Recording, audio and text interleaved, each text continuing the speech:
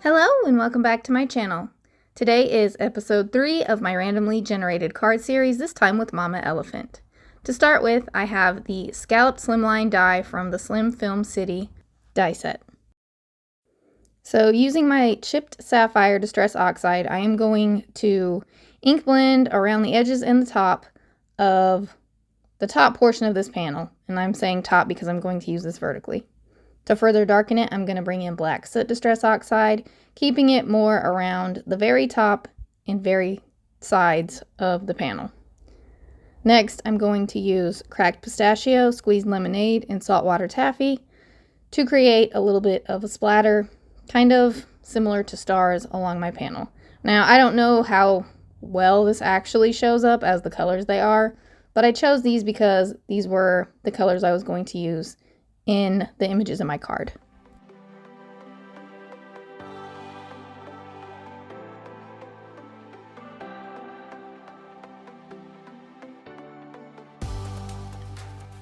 Now that my sky panel is complete, I have cut out a second panel, the exact same thing, and I am going to just cut a small portion of this off to use as the grass. I have used the Grassy Hillside Borders, and I'm going to ink this up with some Rustic Wilderness. Now, the reason I didn't use green cardstock is because I wanted this to look like it was a little bit darker and not such a bright green, since this is a night scene. Now, I'm going to bring out my stamp sets, which is Mama Elephant Sweet Treats and Mama Elephant Wish Upon a Star. Now, when I started this card, the poll that I put on YouTube and Instagram, I had 3 different options, and this one had won out on Instagram, and for the longest time, this one was ahead of the other options. If you go look at it right now, as in when I'm doing the voiceover for this, which it could change before then, this is actually tied with another one, but this is the one that got made. Now, if the coloring is not for you and you want to skip ahead, 5 minutes and 22 seconds is where I stop most of the coloring, and I say most because I do end up coloring the outlines of these images because I didn't want them to all be white. And for my coloring, I'm keeping it pretty simple. I'm just going to use the same colors over and over. So if you do not see me show a marker cap, it is likely because I have already used it at some point. For my colors, I was trying to keep them pastel, which orange is not the easiest color to make a pastel of and keep it orangey looking. I was kind of thinking of the little bag of fruit-flavored marshmallows if you're in the United States. I'm not sure where else they have those, but my youngest loves those, so we actually had some, and I kind of looked at the bag to see what colors they were, and I can say my colors are not reflecting those shades at all. But like I said, pastels are hard. Speaking of pastels, I am thinking about getting the pastel colors of the Ohuhu markers because, one, I actually really like the Ohuhu markers, and I would say that if you're in the market for markers, don't go ahead and spend your money on Copics. You can get Ohuhus, and they're very comparable. Like, they're even getting refill inks at this point, so definitely something to look into. Now, for my little critters, I did want to keep them very light, so I'm using one color and then the colorless blender to try to blend it out into white.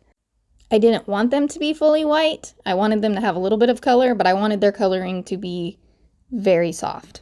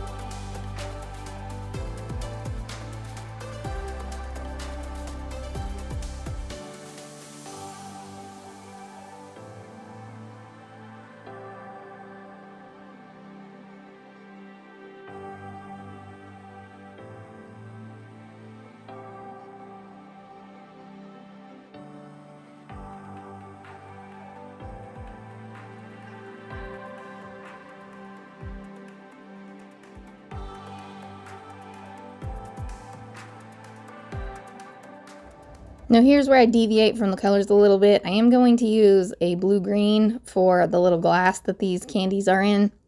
And then I'm going to use a blue for my unicorn's hair because he's sitting in front of a glass full of different colored candies. I didn't feel like any of the other ones would stand out enough.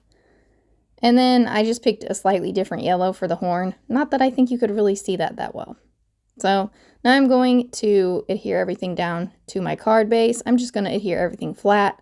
But as you can see, the white border is quite pronounced on these. So I'm going to fix that. So I have a couple different blue markers and I am going to color the white space around all of my images.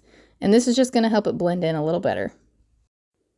I didn't bother showing the marker color here because it will really depend on what markers you have and the color of your cardstock to start with and how it ends up looking after you've ink blended on it.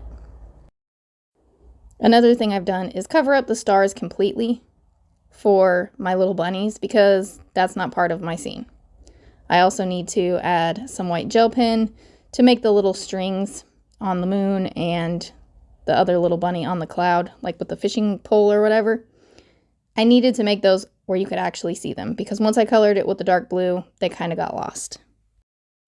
Quick apologies if you can hear any of the background noise. There is a lot of road sounds right now because I'm doing my voiceover during the day. And the birds are super loud right now because it's been raining and it just stopped. So they're super happy at the moment. Anyway, finishing off my card with a little bit of white detail. And last but not least, adding it to a card base that is slightly wider than my panel, giving it a white border. Thank you all so much for watching today's video. I'll be back with another video soon. Bye!